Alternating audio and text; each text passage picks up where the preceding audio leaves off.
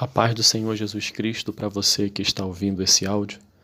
Eu quero compartilhar com você uma porção da palavra do Senhor que encontra-se no Salmo número 119, verso 49 e também o 50, que diz assim: Lembra-te da promessa que fizeste ao teu servo, na qual me tens feito esperar. Este é o meu consolo no meu sofrimento. A tua promessa dá-me vida. O título desta reflexão é Não se esqueça da promessa.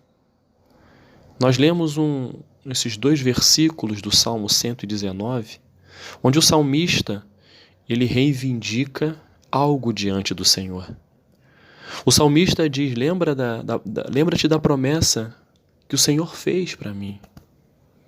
E o Senhor tem me feito esperar.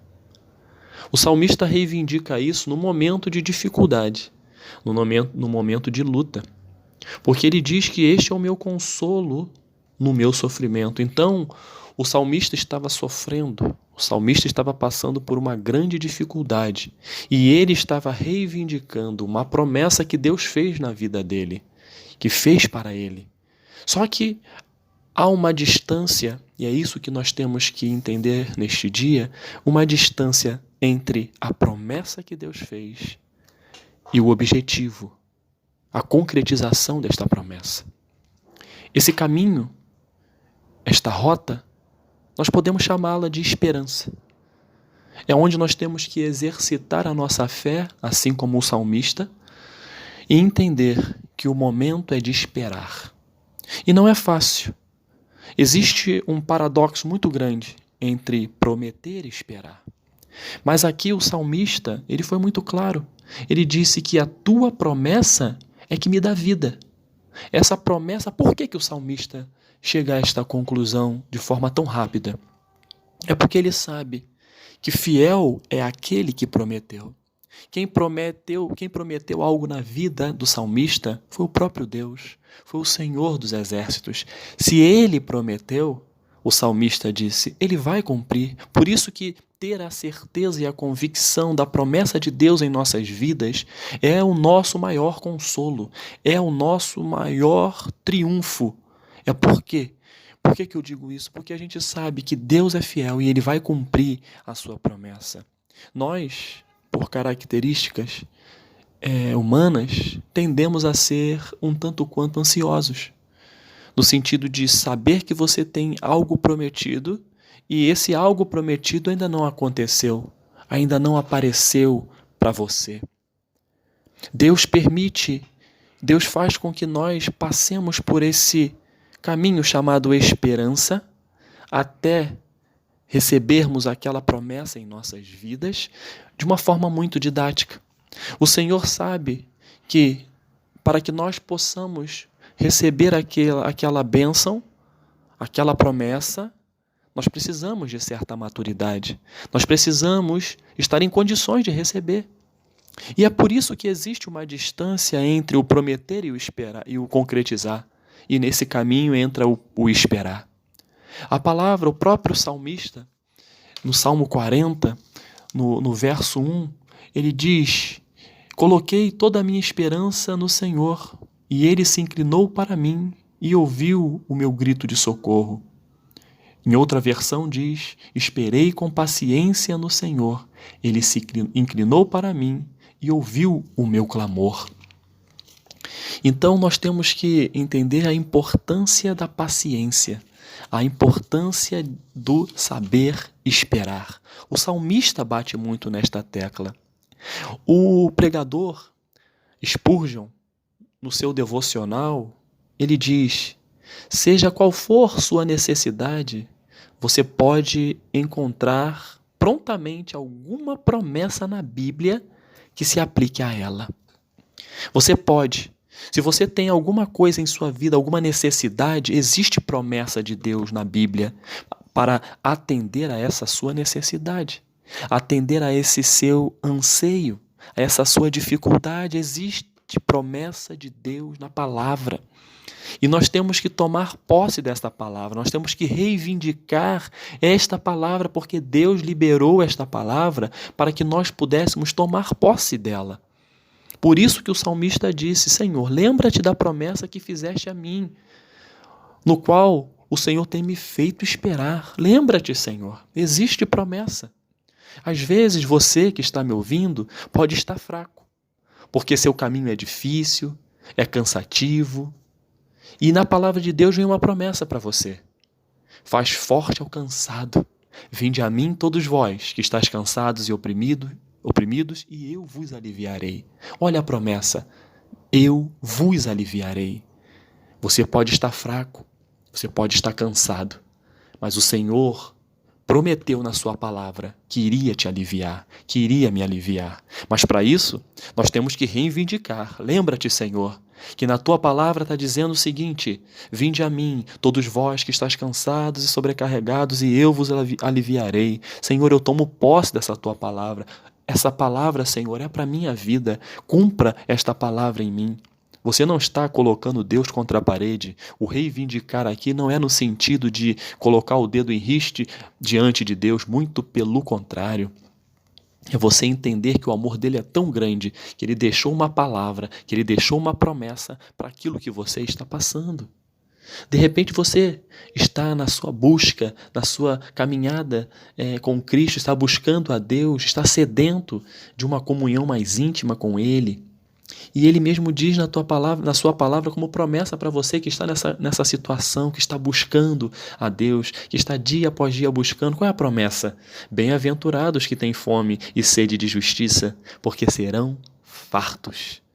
Qual é a promessa? Continue buscando, continue na presença do Senhor, porque você vai ser farto. Ele vai encher a sua vida com conhecimento, Ele vai encher a sua vida de intimidade com Ele. Senhor, tu disseste isto, faze-o como disseste. Se você porventura está angustiado por causa de um pecado, de um erro, carregando um fardo pesado por conta desta iniquidade cometida, o Senhor também tem promessa, que diz: eu mesmo, sou o que apago as tuas transgressões, por amor de mim, e dos teus pecados não me lembro mais. É o arrependimento. O Senhor quer que você se arrependa dos seus pecados e pare de viver angustiado, e pare de viver se culpando, porque Jesus Cristo pagou um preço na cruz para que você fosse perdoado, para que você se arrependesse dos seus pecados e diante dele pedisse o perdão e fosse perdoado. Se você tem medo de não ser capaz, caro ouvinte, de aguentar até o fim, e você não tem incertezas na tua vida, existe promessa na palavra. Porque os montes se retirarão e os outeiros serão removidos, mas a minha misericórdia não se apartará de ti.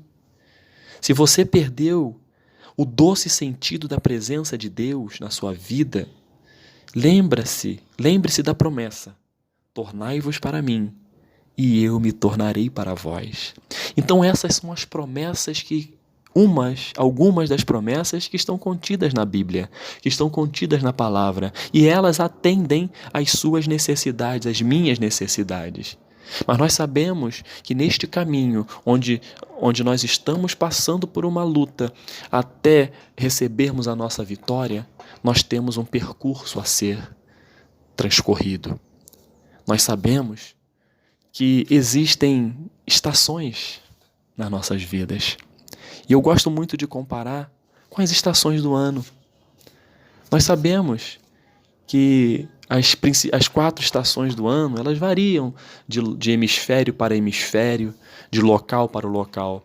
Mas de uma de uma maneira geral, tomando por base o nosso país, a gente consegue ter uma noção das 4 estações do ano de uma forma bem ampla.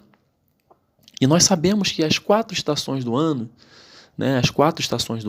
elas nos ajudam a perceber os ciclos da natureza.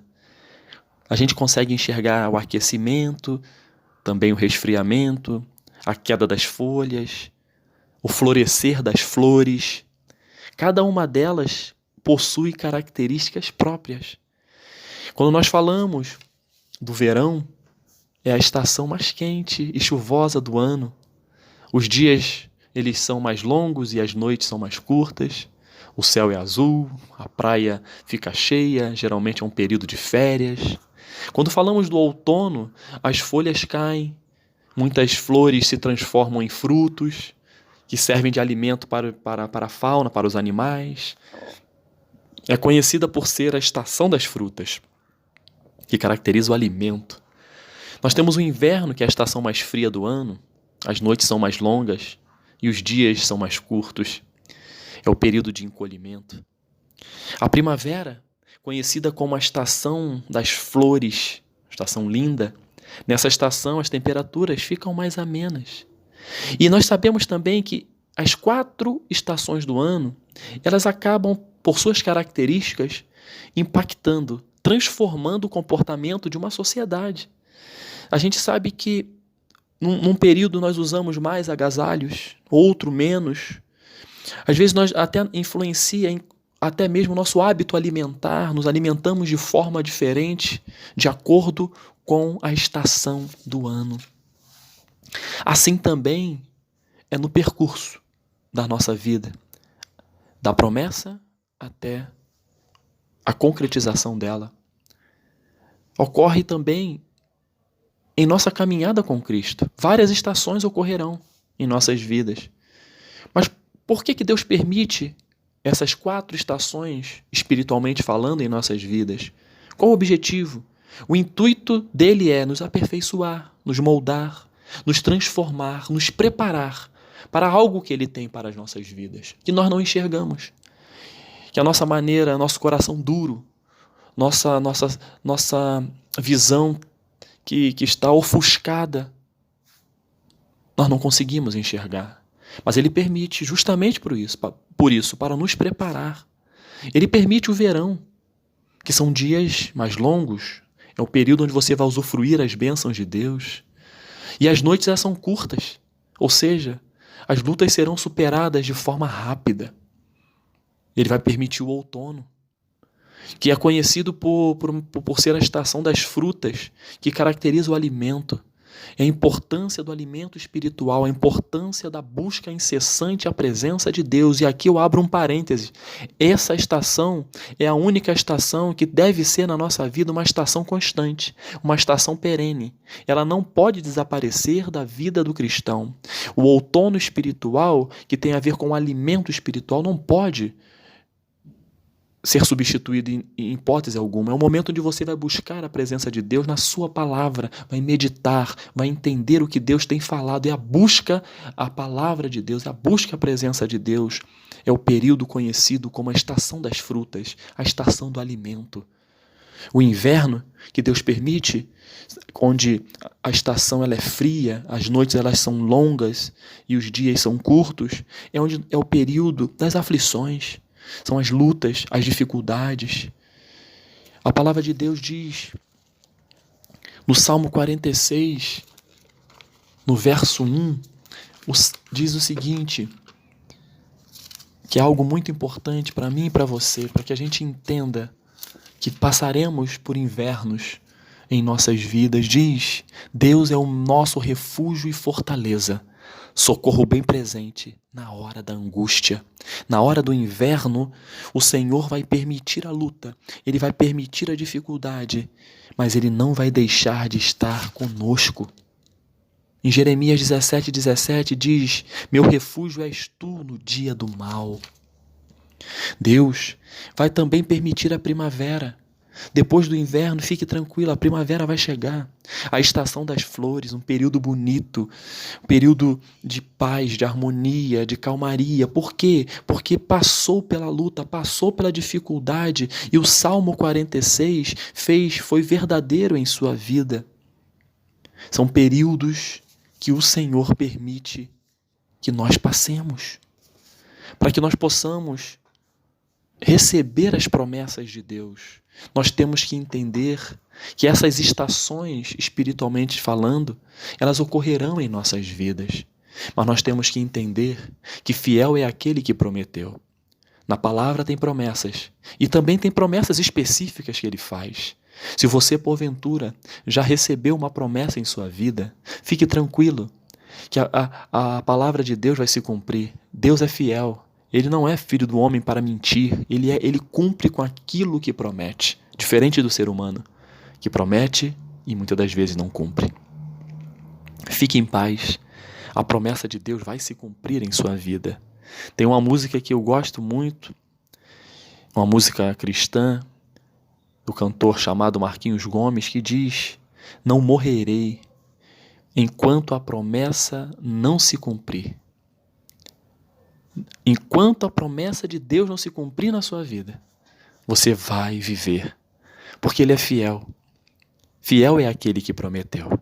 Então, caro ouvinte, independente da luta, das dificuldades, dos problemas que você esteja passando, do inverno na sua vida, eu quero dizer que a primavera chegará. O dia lindo vai aparecer, porque a promessa de Deus vai se cumprir na minha vida e na sua vida, e não tem ninguém que possa atrapalhar. Que Deus abençoe a sua vida. Que você tenha um dia de vitória em nome de Jesus. Amém.